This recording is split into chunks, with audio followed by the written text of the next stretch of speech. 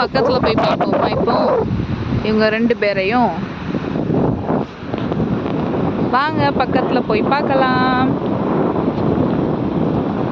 So இந்த லக்ஷ்மன் பீச்சில் விளையாடுறதுக்கு நிறைய இடங்கள் இருக்குது.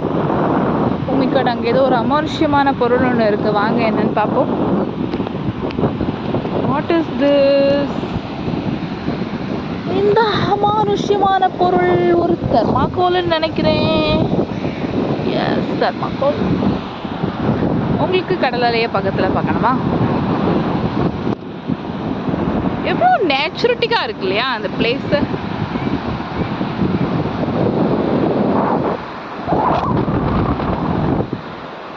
இங்கே நம்மளுடைய சொந்தங்கள் எல்லாம் இருக்காங்க.